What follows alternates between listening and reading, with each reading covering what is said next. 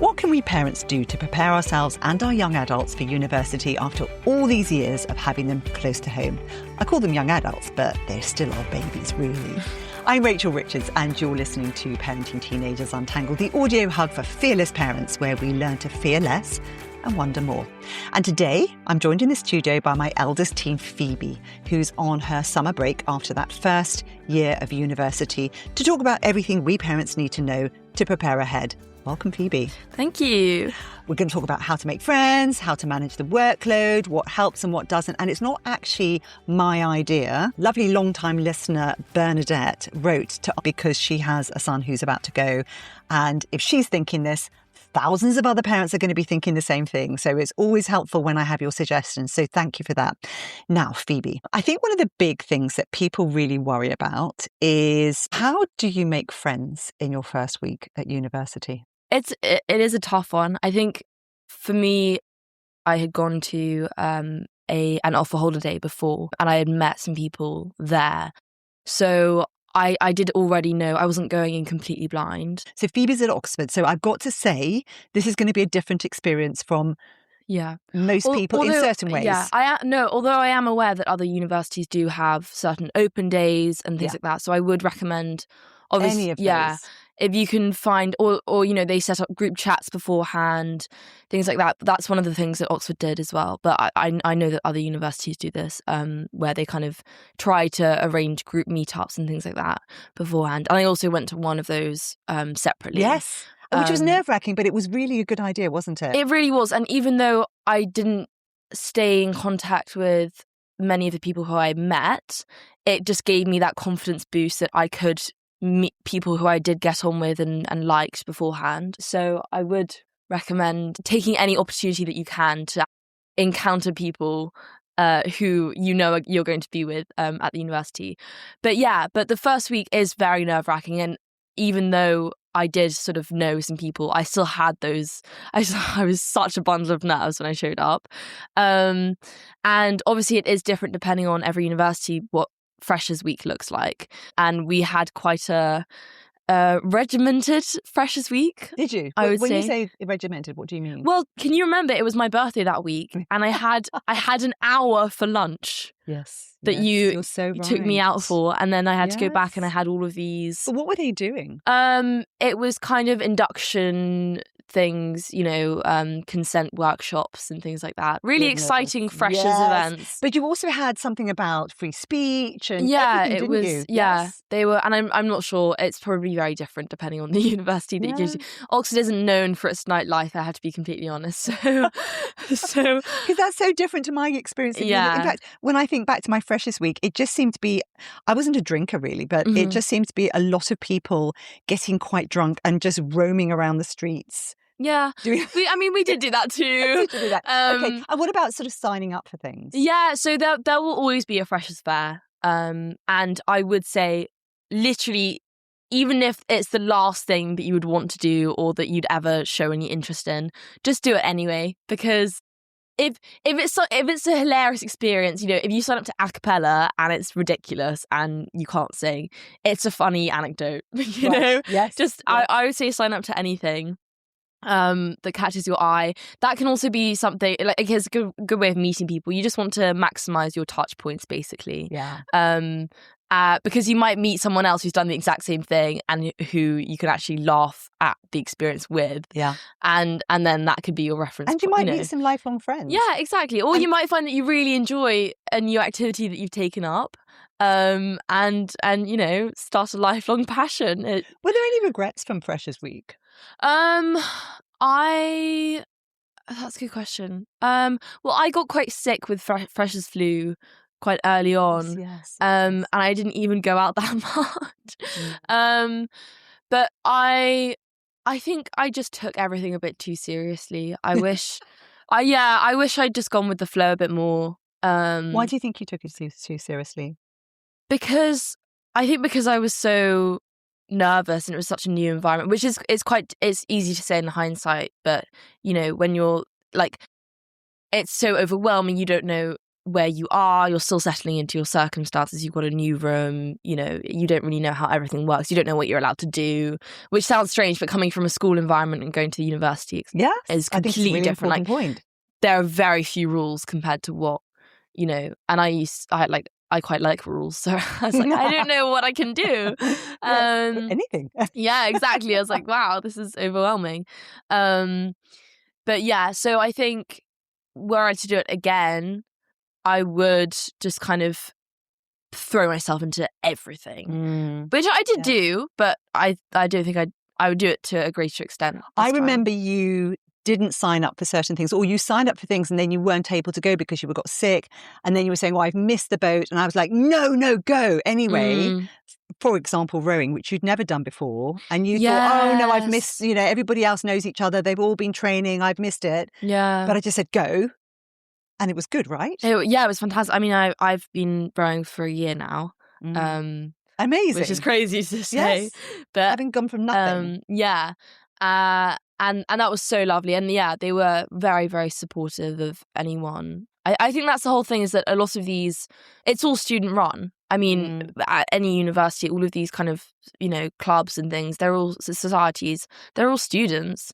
Yes. And they want to recruit people. Yes. So if you go into it with that mindset that, obviously you want to meet people, but also they want you there, just show up, and even if you're a late starter, it doesn't really matter. People will be very welcoming. So yes. And if you have a passion, obviously not when you first get there, but there's also an opportunity to have your own club doing the thing that you're passionate about if it doesn't exist. Yeah. So that's a wonderful thing. It's quite a creative environment. Yeah, we had our college started a bouldering club, which is really kind of out of left field, but it's very popular, the climbing club, and they go every week, and it's great for socials. They run pub quizzes, and so there's a lot of extra, and you can just show up to anything even if you're not actually doing. Like, I remember one girl inviting me to some netball socials, and I don't play netball, and she was like, no, it doesn't really matter, you can just come along. I love that. I love that. Yeah. So talking about friends, how was it when you very first got there?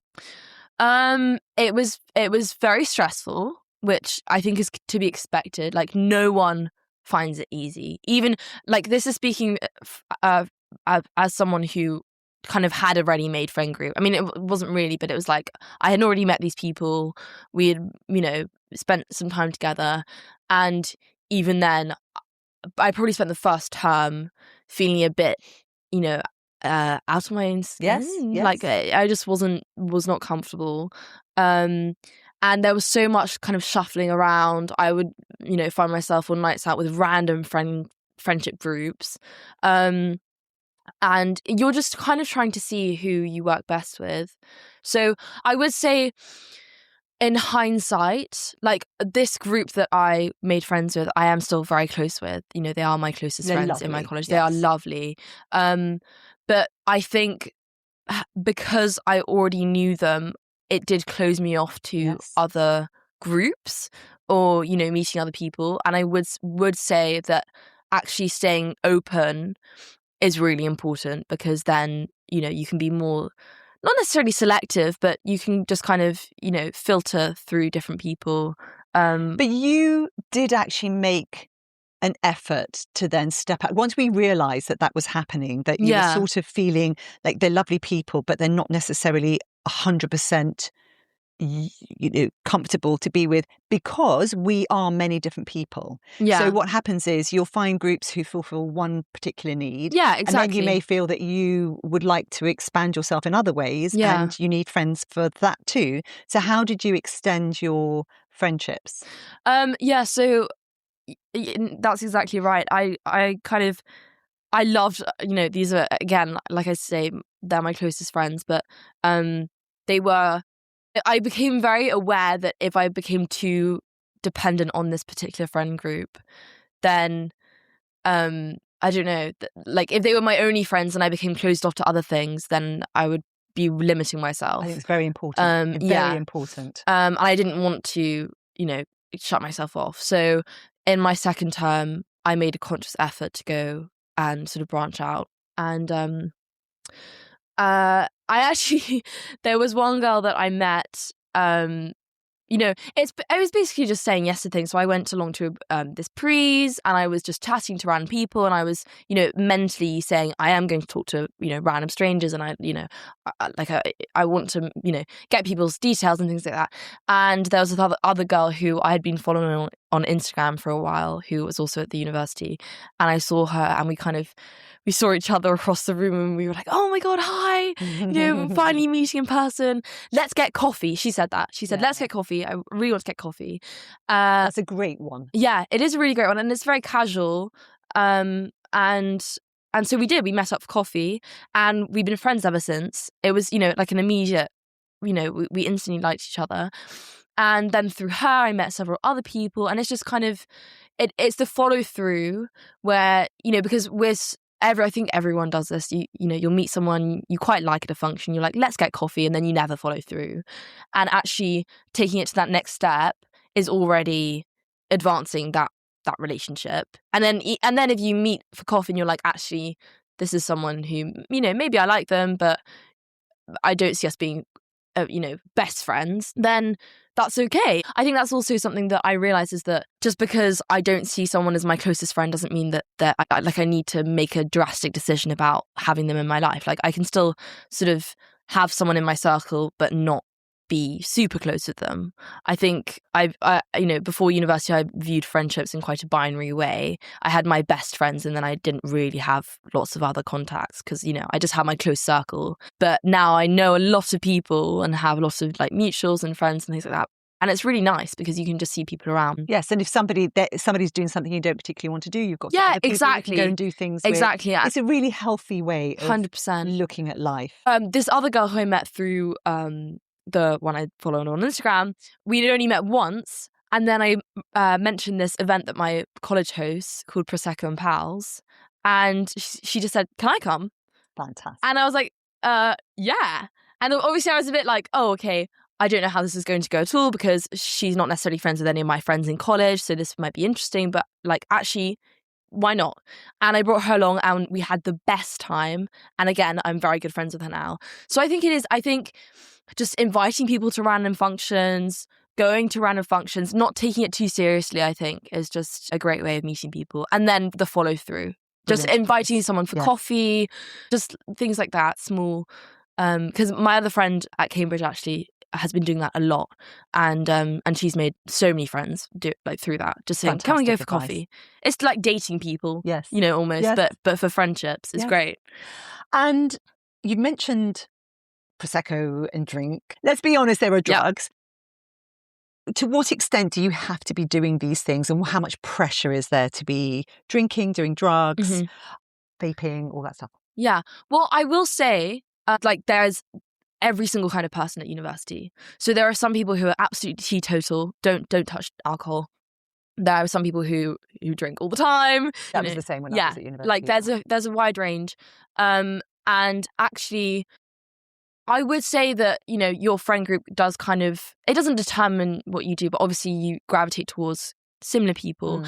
But, a lot of, saying that, a lot of people in my group do drugs, for example. I don't touch them just because I don't feel the need, and, that's not my thing.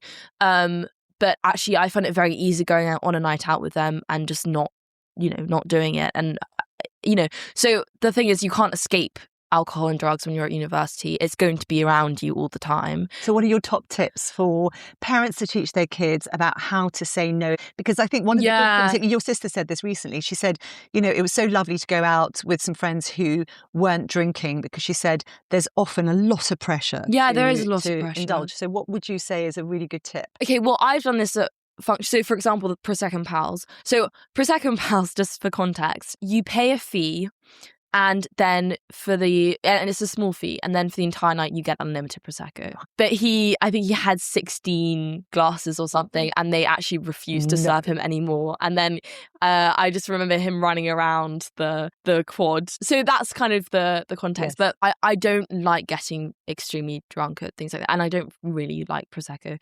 And I literally just bought my own drink. as in I got some, I literally had flavoured water. What? That's brilliant. But yeah, you can bring soft drinks, whatever. Yeah.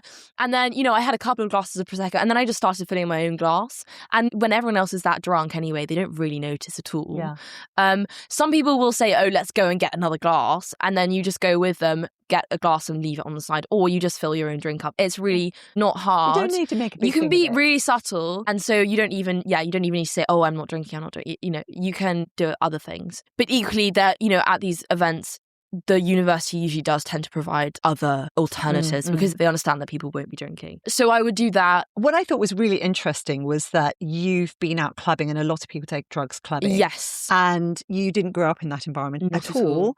And so you actually are very happy going out dancing all night and not taking any drugs. And they were all quite shocked, because I think if you've grown up in an environment where you've got used to drinking, you've got used to taking drugs quite early on, you're going to be scared to go out because you'll think, I won't have a good time. Well, this is the thing. So some of my friends weren't actually taking drugs before they came to university, but I think they were very open to it. That's very much the case. And you don't have to go far to find them, basically. And and then they started taking them. But also, it's really expensive. Like, hearing from my friends, I'm like, wow, you can buy a lot of nice things with that. I'd much rather spend it on food. Didn't they? It's so funny because somebody raised an eyebrow when you came back with a lovely Marks. Yeah, I went to M&S. Very nice brand in the UK, really lovely food. And she came back with her M&S bag, and they were all like, what are you spending your money on that for? Yeah, and then the next night they're dropping £60 on drugs. That's so much money. But yeah, I feel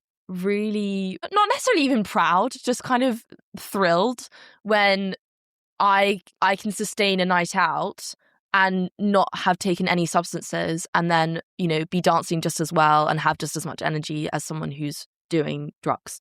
I get a kick out of that, because I'm like, oh my god, go me, I'm doing so well, I'm having so much fun, and I don't need that. So it's like I can enjoy myself, I can have just as much fun without doing anything. I love that. And so I would recommend it, actually.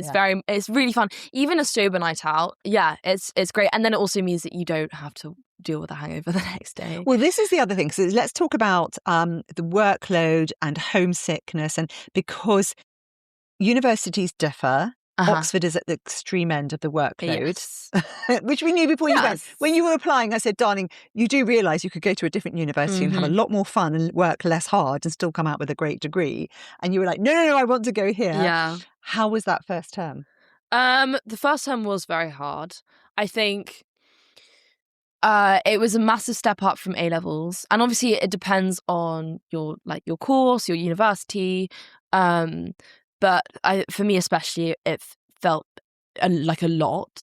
And when you say it's a big step up, what do you mean? Well, sort of what they're asking from you, like their expectations, and also, I don't know, at school you get very used to being told that you're great. Well, at least I was. Yes. And then you kind of get thrown into a completely different environment where everyone is great, and actually you're not that good. And suddenly your essays, which at A-level were considered fantastic, are now really poorly written. And they weren't giving you grades to start with, were they? And also they don't tell you how to do these things. Yeah. They expect you to learn yourself. And so you learn, they don't grade you, they just give you feedback. And so initially that was quite a hard pill to swallow, because it was like, right, so I'm not being told I'm good, and I'm just being shown all of the criticism of how bad. But that's the creme de la creme of teaching. Yeah, no, exactly. Rather than giving grades, because people don't look at the feedback if they see the grade. No, Whereas precisely. If you give feedback, then you're forced to. But also you're forced to confront it. Like for anyone who doesn't know, Oxford has a tutorial system. So it's 2-on-1, sometimes even 1-on-1 tuition, and you're with the leading academics in the world, basically, who are your personal tutors, and you see them every week. And your tutorial is basically sitting down and talking through your essay. So there's nowhere to hide. There is nowhere to hide. Everything's exposed, and they tend to gravitate towards what you did wrong.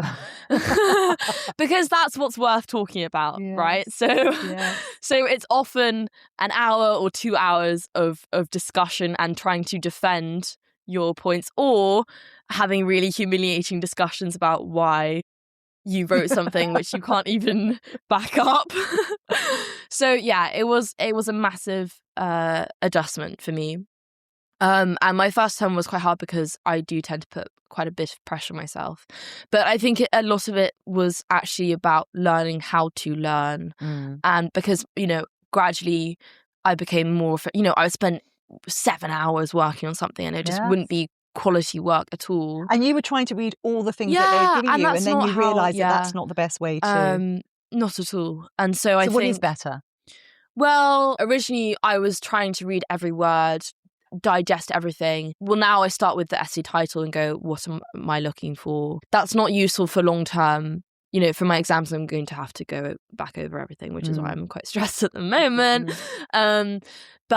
But you just go, okay, what is the task at hand? I'm going to skim read this and look for key things which I will find useful. Maybe note down things that are interesting as well. And also not taking note of everything. I don't, unless it's actually useful information, I just need to write down the core points. And that first term, you called me a lot. There was one particular night that would be the night before your essay had to be in, which was very hard, wasn't it? Because you'd call me and go, "Mummy, I don't know. I'm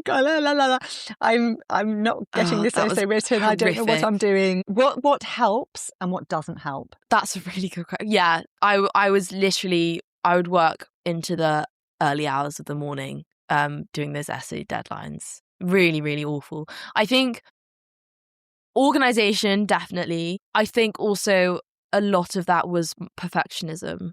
I would get really stressed if I didn't have an amazing new take on something or a really bright idea about, and sometimes you just don't have that. Sometimes you're just going to have to write a mediocre essay and you have to accept that. And I was not accepting that. Yes. I really wanted to get it in. Yeah. Which is more important than... I had that with journalism when I first started out, and I would be thinking, no, this isn't good enough. And my editor said to me, Rachel, it goes to black if we don't have your piece in. So you have to deliver something. Yeah. And that's the thing, is that they'd much rather you submit something then, nothing. There's no excuse for submitting nothing, because then it just looks like you haven't worked hard enough. So yeah, I would say removing the perfectionism. This is very specific to people who are working with hard deadlines, because I do know that a lot of universities now, they work with coursework, which is slightly different. Those are also deadlines, but that's kind of more progressive work over time. But even with that, you do want to be pacing yourself and not being perfectionist about things. Letting go of that was a really hard lesson. It's quite difficult to know how much reading to do for an essay, and just things like that. But what about me as a parent supporting you? What was good and what wasn't good? That's a good question. What with my essay specifically? Or... Anything in that first term, because you were homesick at certain points, and it was just exhausting. Yeah, I think, you could tell when I really needed you, and you would offer to come and visit me. I think that was really helpful, because coming home is quite a long journey, and that, especially for me, at least in that environment, that was extremely stressful. I think the environment changes is quite a big thing when you're starting out at university as well, because you spend so much time trying to settle in. So any big transitions are quite difficult. Going home to is deal not with. helpful. Yeah. I came into London for a concert once, and that gave me a mental breakdown because I was like, I'm not meant to be leaving university, and I have to do all this work and and I can't take a night out. But so it's better if the parent comes to the child if they feel. I suggested it to you, didn't I? I said, would you like me to come and see you? And I just took you out for lunch. You didn't want too much. Just a short hour or two. And that was really lovely. Sometimes you do need someone to kind of pull you out of your hole, almost. Do you remember you would be writing an essay and be going, I don't know how to do this, I can't do this. And I'd say, right, you now have to do an hour, and then I'm going to call you back, but you've got to sit down and start writing. Yeah. Oh my God, that word Did count. That help? The word count. I just need to write 400 words. It really did help. It really, really did help. Because sometimes you just got to start. Yeah. And you would be panicking about it, and having someone just say, right, you have to do this and I will check in with you. Every single time you just got cracking. Yeah. And you did it. I think another thing, your sleep will be absolutely messed up in your first year. Especially my first term and also last term. Routine is really important, but also it's very difficult to do that when you're going out and everything, and that's also something and that that's you the hard just thing to learn. balance, right? Yeah. But obviously sleep is very important. But I think something I also learned was that actually it's worth, even if you've got a horrible deadline the next day, it's worth going to bed early and waking up early than trying to force something. Like, because I was working until 3 a.m., 4 a.m. and just, you get to a certain point of exhaustion and also just burnout, where like the words would start moving around my page. Genuinely, my eyes would go blurry. I couldn't think straight, because you feel drunk when you're that tired. And had I just stepped away, like, you need that kind of distance from something and then looking at it with fresh eyes. So actually going to bed and just starting afresh. Even, I would go to bed at 12 and then wake up at 5. And that's still not great for sleep at all. But then at least I'd have that separation and I'd, work in the morning. So I think that was really helpful as well. Do you feel like you used the resources effectively? What resources? I don't know, the libraries, the help that was there available again, to this you. is very specific to Oxford, but the libraries are absolutely fantastic. I mean, this is one way for anyone who's thinking about applying to Oxford or Cambridge. Oxford really trumps Cambridge. I'm sorry. Just even in the library facilities, we have so many places you can go and work. It's incredible, because I've heard my friends at Cambridge, they always refer to, I think it's called the University Library or something, and that's open to the public as well. Oh, isn't that insane? Whereas we have exclusive access to the Radcam, the Bodleian, these incredible libraries that no one else will see ever, unless you go on a guided tour. So but yeah, I definitely made the most of that. I think it's and obviously it depends on your university, whether it's campus or city life or something like that, but it's so nice just kind of traveling around and experiencing different. So you're not in your room. Exactly. I can't work in my room. I've realized that even the late night essays, that was not good in my room. It's just be crying at my desk. And what productivity hacks actually work? That's a good question as well, because I struggle with productivity. Well, yeah. I think don't kid yourself into thinking that you can work for 5 hours. That's just not productive. 5 hours of not working. Even if you're not on social media, if you're just surfing the web and you're just, switching tabs all the time, that's not working. Sit down at the desk, work for an hour, take a 10-minute break, come back to it. Things like that. Then you can sustain it for a lot longer. I think the sort of efficient, deep focus bursts are so much better than that. Definitely not working in your room, working in a different, having different locations, and also switching up your environment. So, do you ever study buddy? I do. I actually find it depends what kind of work I'm doing. But often I find it much better than working on my own, because I'm quite a performative worker. So what does that mean? It means that I want to outdo whoever's with me. I'm very competitive, and also I'm conscious that they're watching me. Right. And so I won't be checking my phone if there's someone with me, because I want to look like I'm locked in. So often if I've got someone with me, it's almost like I'm holding myself accountable because they're there. You know what Amelia does? She records herself. She actually videos herself and then uploads it to a little TikTok account she's got with her friends. I can't do that, because then I'm performing for the camera. Yes. And interesting. Because then subconsciously I'm not focused on the work, I'm focused on the recording. I need to be completely 100% locked in. I also realised that all throughout A-levels, I thought I could work with music. I can't work with music. No one can work with music. People just, Listen to brown noise. Yes. Put your headphones in. Brown noise drones out everything. Yeah. Just the constant, it's fantastic. It's absolutely fantastic. And what about AI? AI is, everyone uses it. Oxford is very, they have very strict guidelines about AI usage.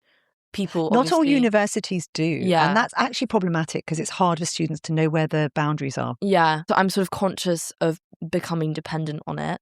And that scares me because, I mean, not to get sort of existential, but I do think humans' quality of thought is declining. I think we are becoming dependent on AI. I think it's a very important because, for example, like my dad also went to Oxford and he read law, and they didn't have any devices, any AI resources, anything like that. And you were given or even computers. Yeah, you were given your reading list. Yeah, you'd handwrite your essays. You were given your reading list. You would go and read it, and you'd have to go and find the book in the library, open it up, handwrite your notes, all of this, and you didn't have tools to help you think.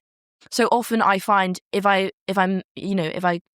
meet with a philosophical concept that I can't understand, I'll ask AI about it. I'll put the reading into AI and get it to explain it to me. You couldn't do that before. No. You would just have to think it through. You genuinely have to just use your own capacity. And if you couldn't do it, then you'd have to go and ask someone about it. And so I feel like this dependency on AI is actually... Well, what I've read about that particular issue, which is a very, very important issue, and I love you that you've raised it, is that the critical thing is struggling with the concept first. Because if you instantly go to AI and get AI to solve the problems, you're not actually making your brain try and deal with the difficult things. Yeah. And teaching your brain to do that hard work.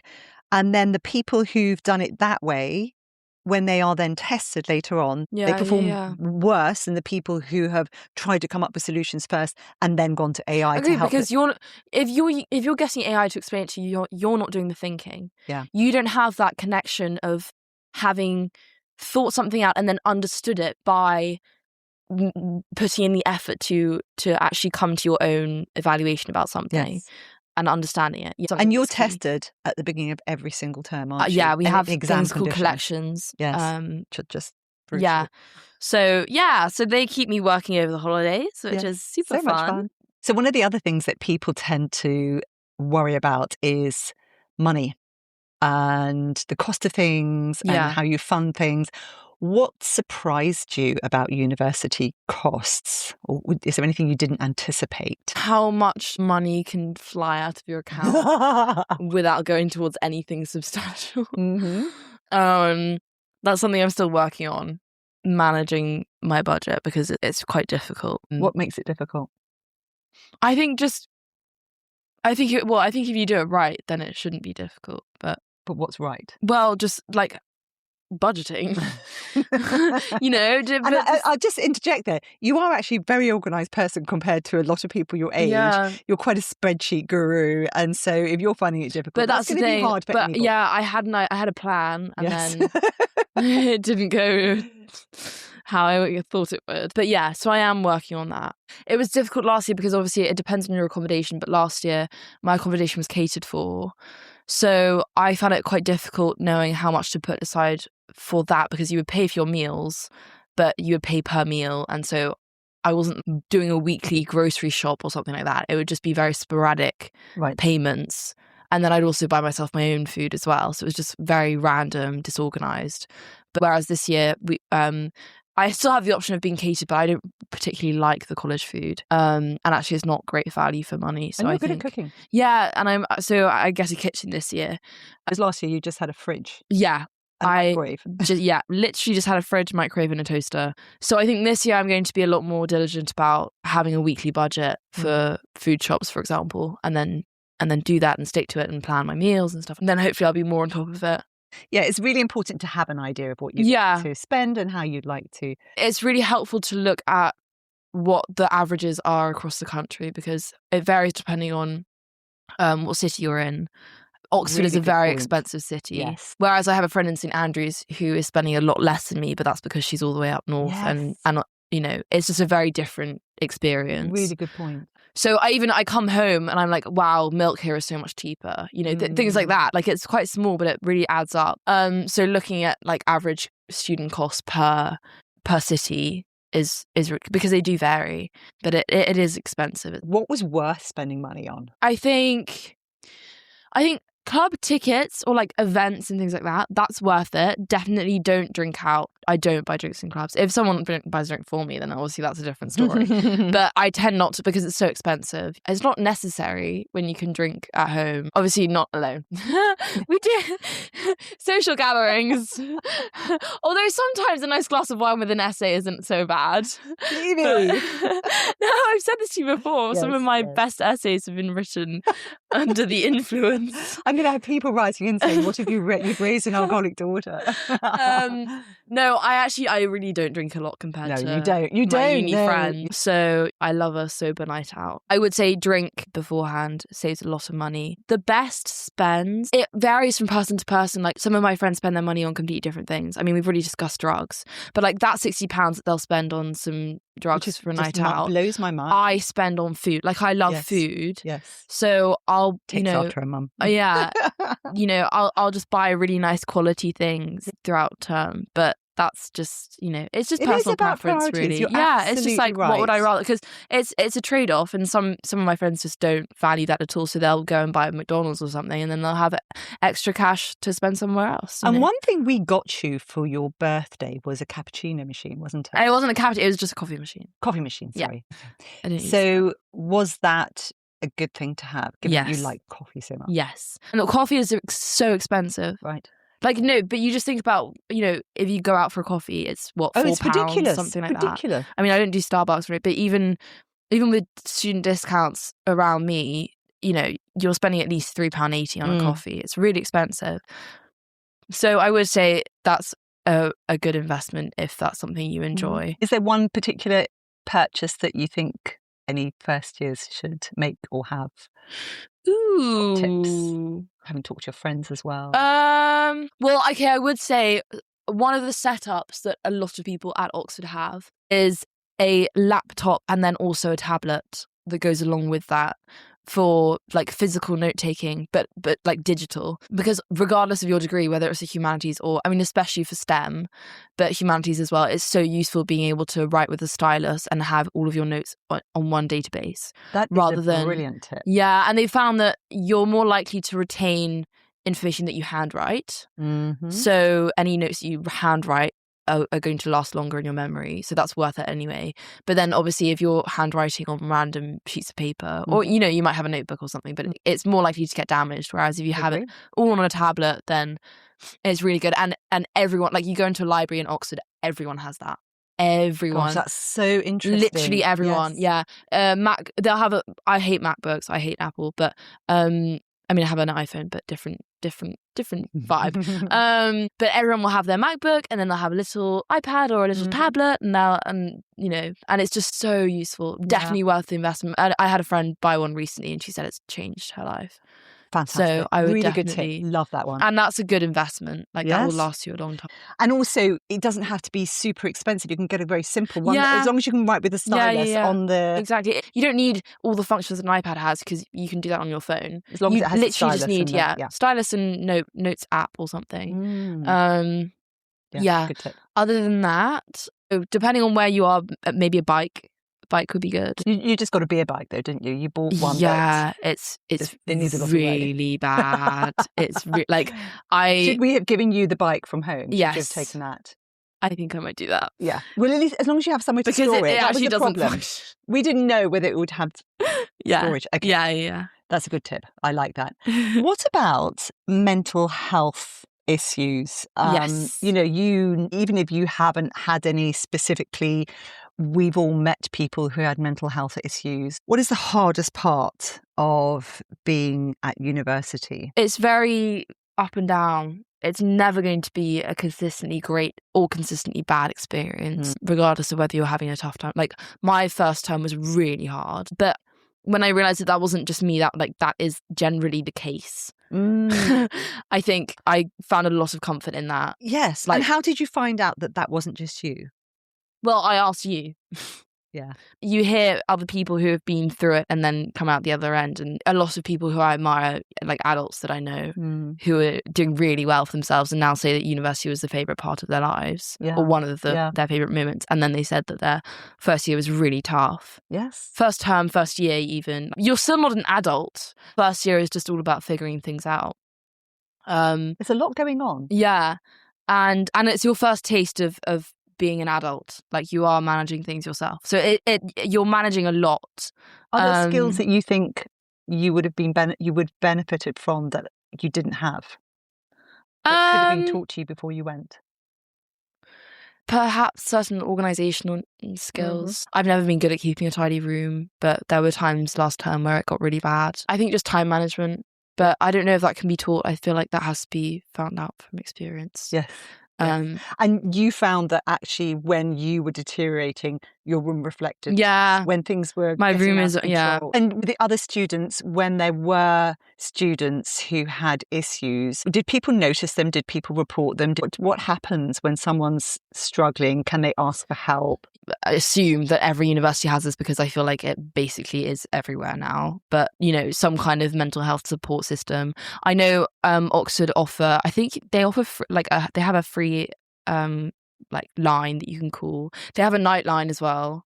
I think all universities have that. They have like free stuff, which is really good. And then also, it was part of the induction talks, but they said we have this team, we have the junior dean and people like this, and there are freshers reps and things like that you can go to those talks, don't avoid them. Yeah. Or they'll send it out in emails, but obviously if you go to the talks, you're getting the information firsthand and it sticks, because there was a time when I had to go and report someone. Nothing had happened to me, but it was for someone else, and it was quite early on, and I had learned who to go to through the kind of induction. I was very proud of you. You saw somebody was struggling and you said, we need to make sure that they are being looked after. I didn't think it was dealt with very well though, but at least in that situation I did everything that I could, and it wasn't I realized that it wasn't my responsibility. Yes, it was the university's, and so I kind of passed on that.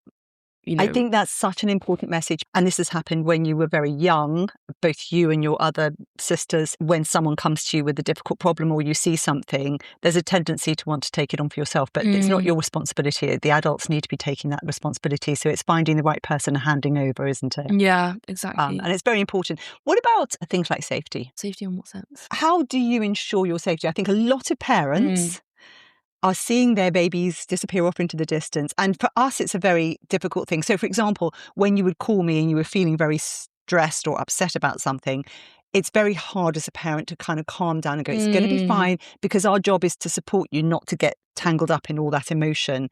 And that's a technique I've learned over time. It doesn't just suddenly happen.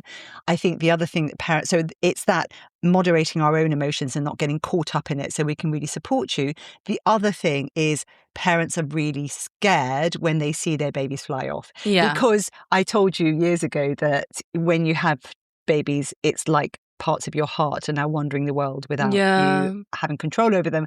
And so and I think the fear and the risk aversion has risen dramatically in this generation of parents. So what sort of things can you say to parents that would help them understand how they should treat their kids? How are there key safety things that you would give any tips on? I think obviously, like all children, well, not really children, teens will be in different, will have different experiences of independence by the time that they go to university. It's really interesting, like there's such disparity between those who have taken a year out, who are now like 20 or something and they're starting university, and those who have literally never lived away from home, haven't really drank or gone out clubbing or something like that, and now it's their first taste of freedom, and you can really see a difference in their behaviour. But I would say that even those who I've seen who fall into the latter group, who are very excited about finally they're free. I don't underestimate them. They are making choices that are the best for them. And obviously making mistakes is part of growing and learning from experience. But the thing is, you're still in a controlled environment at university. It's not a free-for-all. You do have a lot more independence, but there are still certain measures in place to make sure that people are safe, basically. I would say that that's a big one. Like, it's kind of the perfect place to learn how to just function on your own. And also it does depend on where you are at university. But I know for me, well, I think for a lot of like university cities and towns and things like that, they do have a very safe feel to them. Maybe not London, but Oxford, when I'm walking around, like I've had no problem walking home alone from a club, which maybe isn't the best thing to do, but and also they're not very far out either. Like, we're talking maximum 15 minutes walk. Yeah. But it just feels so insanely safe. And because a lot of people are students. Oxford is dominated by the university. It is. The university, the city is the university. And so, you know, even if you're not walking past your own college, you're walking past someone else's college. So it's like you are actually just surrounded by porters and things like that. Do you, when you go, because you've said you walk home alone, I don't usually, but if... Are there any rules in terms of going out, looking after each other, or is it quite relaxed? Not rules that the university imposes on us. No, I mean your rules. But yeah. I mean, usually I won't leave on my own, and I won't let my friends go on their own. Yeah. We tend to move in groups, and we'll tend to say, "Oh, look, I'm going home now," and make sure everyone knows. I think that's a big thing. But yeah, we also all have each other's locations, and we're constantly updating the group chat. So it's things like that. It's just making sure that you have touch points. So I think there's a lot more awareness of each other than there used to be when I was younger. And what do you think about parents tracking their kids? I don't have any problem with it, personally. It depends on, like, I have one friend whose mother constantly checks her location.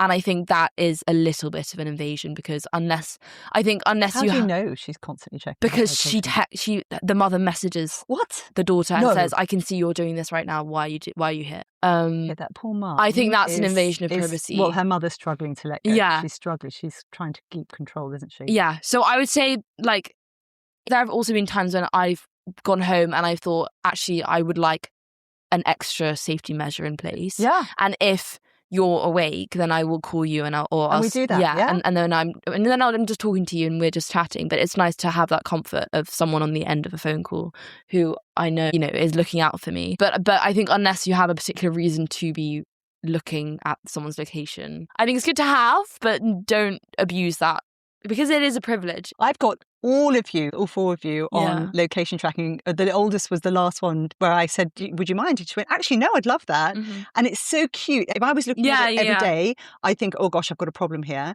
Every now and then, I'll look on it and say, "It's so nice to see what everyone's up to." Sweet. I know, and you know, you can go, lovely. "Oh, you know, this friend's over here and this one's over here." But also, I can go, "Oh, she's not in, you know, that city. Where is she now? Oh, she's there." And it gives me something to call her about and ask her about. So yeah, I love that. I think it just depends on how much you feel compelled to check. So, final things. How does it feel coming home in the summer, having been away? It was quite a change, because I've got very used to having a lot of independence, and I think especially at the start, I really struggled with moving back home. I felt like everyone was sort of treading on my toes and like getting in the way almost. But I love being at home and I love having you guys around. And so I would say that if you find that your child is getting really tetchy or like irritable or wants space, it's not you. It's just because they're so used to having... It's a big adjustment. Yeah. And it's probably going to be the same for the parents or the rest of the members of the family. Exactly. Every time you have a transition, it's just different. Yeah, exactly. I love being home. I was really looking forward to coming. I was exhausted by the end of term, so I was so excited to come home. But I do really miss it. You do? And that's a good thing. Miss it. Yeah. That's a good thing. I'm happy that you miss it. Yeah. And you said something just the other night, which I absolutely loved, where you pointed out that we were not having enough fun. Yeah. And you said, look, I'm 19. We don't have endless amounts of time together, and we need to be making the most of it. Because, of course, you're home, you're having to study because you've got mods coming up, exactly. big exams. You know, your sister's studying for her A-levels. You know, we're all busy. But actually, what was your suggestion? I just think having a set time every day, well, obviously when people are around, where everyone just convenes and it's non-negotiable, and sort of it's like sacred time, and you allocate a game or something to that time, you know, tennis or card games or whatever, and then people can have their space. And we played cards last night oh my goodness, it was so much fun, wasn't it? It was really fun. And then you think, why don't we do this more often? And you had some really good ideas, some good games that you introduced to us. And, you know, we didn't want to stop really. I was just tired. Exactly. One of the things I've noticed is that you have to prioritize these things. You just have to make it a habit, because it's too easy for people to slip off and go and do their own things. Having special time together becomes more and more rare as we're getting older, doesn't it? Yeah, it really does. So if people forget everything else about this conversation we've had, what would be the one message you'd like to say about how we can prepare our kids for this transition to university? I think trust them. I love that. Give them space. They know what they need. And even if you think they don't and they actually don't, then they will realize that they haven't. Yeah, that's the thing. I think that's the most important thing. Just don't be too invasive. Don't be too overbearing. Be supportive. Scaffold it. Yeah, scaffold it. And the first year is just for screwing up, basically. Like, that will happen. And don't panic if they call you and they need support and they're crying or whatever. This is not the end of the world. Just tell them it's okay. This is part of the process. It's going to get better. Yeah. For the kids, I don't know what to call them, teens, whatever. Also, don't panic if you don't find your people immediately, because often it takes a lot of sifting through people. And so, you know, and also, I mean, Brideshead Revisited, quote, "You spend your second year trying to lose all the friends you made in the first year." Now, that's not my objective. Actually, I think I remember being at university and it was you spend the rest of your year getting rid of the people you met in the first week. But whatever. But basically, nothing is set in stone. Things are always, be fluid. And I think that's what actually helped me, is that in my first time, I think I panicked because I felt so very set in my ways and very stuck. I loved all my friends, but it was more like I just hadn't realized that I just needed to be a lot less binary about my relationships and friendships and just kind of be open to everything. It might take some time, but don't panic. It doesn't mean that they're not out there. The great thing about university is that there are so many people there that you are bound to meet people that you like at some point. So many people. And this is the time in your life when you have access to so many people. It's going to be easier now than at any other time to go and try out different hobbies, try out meeting different people. So it's worth really taking that on board. And we turned up on that first day with a car absolutely bursting with stuff that you'd taken. And each term, that was whittled down. It's just dwindled. Yeah. Well, last time I didn't even bring any decorations for my room. I was so fed up. But I think this time round, I have a smaller room. I'm going to be a lot more particular about the things that I choose to bring. But we understood because you were taking your life with you and you didn't know which bits of your life were going to be most important when you were there. So, you know, just understand that your child, if they take huge amounts of stuff, that's just them feathering their nest, and then slowly it will become less important. Agreed. Yeah. It also didn't help with keeping my room tidy. Correct. Yes. So oh my gosh, less is more. Less in your life. Whittle everything down. The less you have, the less you have to clear up. It's just one of those mantras that I've slowly grown into. Like I had so much random clothing that I never wore, and then I didn't have any cutlery. You know, things like that. Like, bring the essential stuff. I mean, obviously you can replace cutlery quite easily, but I just realised that I had a whole load of useless stuff that I brought with me, and then actually the things that I needed.